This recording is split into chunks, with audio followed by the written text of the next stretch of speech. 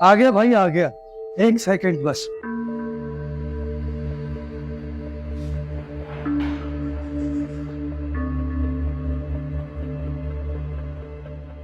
अस्सलाम वालेकुम जी। वालेकुम सलाम। मेरा नाम जवाद है जी। मुझे रफीक साहब ने भेजा है। वो बता रहे थे कि आपको किराएदार की तलाश है। जी जी जी, किराएदार की तलाश है। हम ऐसा करते हैं, अंदर बैठ के बात करते हैं, बाहर गर्मी बहुत है। जी बेहतर। आइए ना।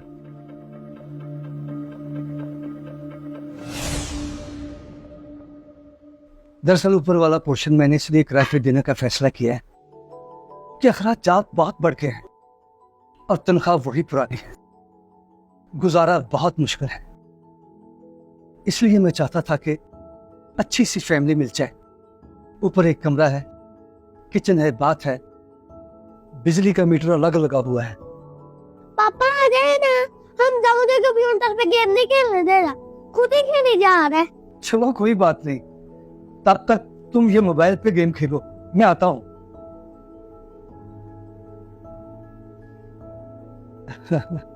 आजकल के बच्चे। तो बताएं कितना किराया लेंगे? वैसे तो हमारा जहन 12,000 का था, लेकिन आप अच्छे लगे। आप 10,000 रुपया एडवांस और 10,000 रुपया किराया देते। देखिए जी, 10,000 एडवांस तो ठीक है, लेकिन 10,000 किराया कुछ ज्यादा है। दरअसल हमारा अपना घर दोबारा तामीर हो रहा है, हमें सिर्फ 6 माह के लिए चाहिए। वैसे भी मैं रफीक साहब के रेफरेंस से आया हूँ। अगर आप 7,000 ले लेते तो आपकी मेहरबानी होती। चले जी ठीक है, 7,000 रुपये करें। आप चाहें तो बेशक कल ही शिफ्ट हो सकते हैं। जी बहुत बहुत शुक्रिया, जज़ाकल्लाह।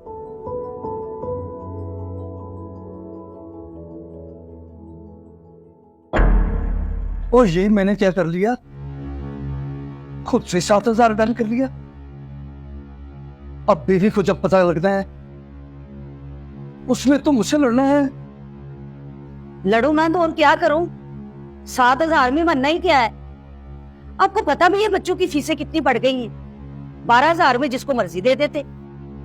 आपको तो डील भी नहीं करनी आती, हर बार नुकसान करवाते हो। कोई हाल नहीं आपका।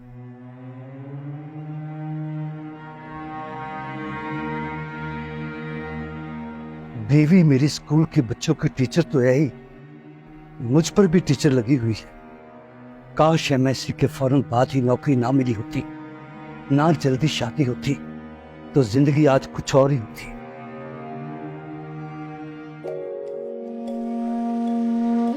अस्सलाम वालेकुम। वालेकुम सलाम। इधर आए। ऊपर वाले किराएदार शिफ्ट हो गए हैं। उनको देखकर तो मेरा सारा गुस्सा ठंडा हो गया।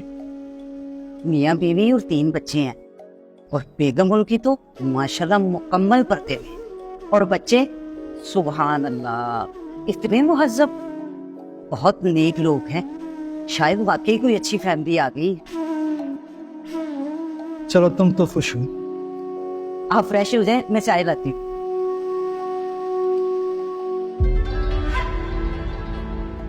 ये लीजिए चाय। अच्छा सुनिए, ये जो ऊपर किराएदार है ना, आज मैं उस बाजी से मिलने गई थी। वो बता रही थी जहां वो रहती थी बच्चों को कुरान पाक पढ़ाती थी, और उनके बच्चों की मैंने तिलावत सुनी, यकीन करें मेरे दिल को छू गई। तो मैंने उनसे बात की कि हमारे बच्चों को भी कुरान पाक पढ़ा दे। तो बाजी ने कहा कोई मसला नहीं, आप भेज दिया करें। ये तो बहुत अच्छी बात है।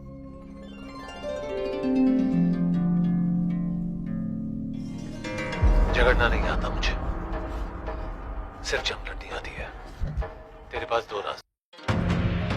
हमजा, ये क्या कर रहे हो? पापा छोड़ो टीवी को, आपको हजूर सल्लल्लाहु अलैहि वसल्लम का वाकया सुनाता हूँ। है, ये मेरा ही बेटा है।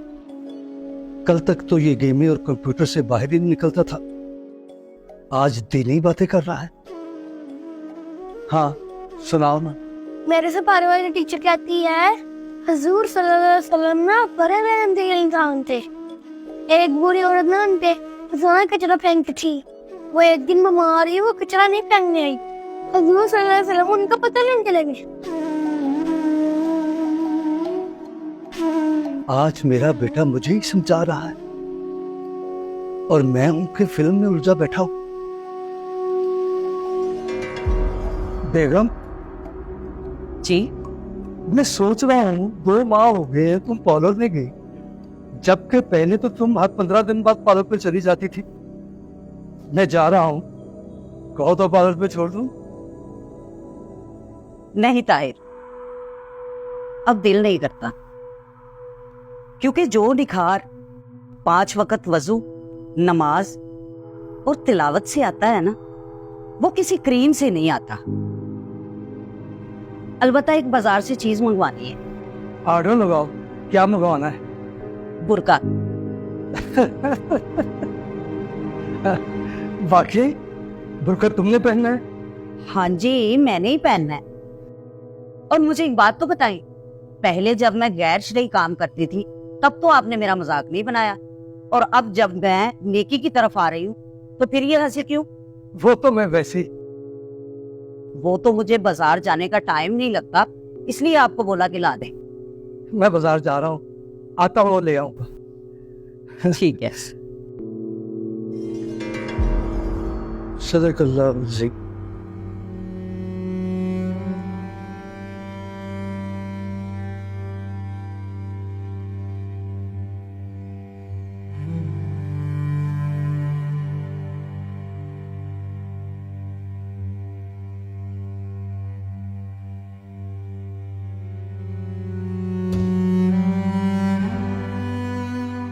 सुनिए, ये ले पैसे और नया ओवन लेकर आए। इतने पैसे तुम्हारे पास कहाँ से है?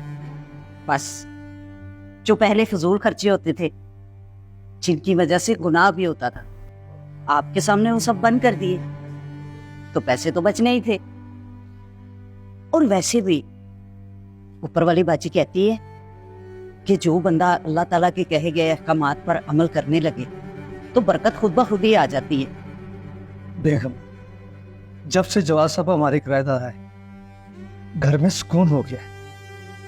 मैं भी नमाज पढ़ने लग गया, तुम भी और बच्चे भी। हाँ ना।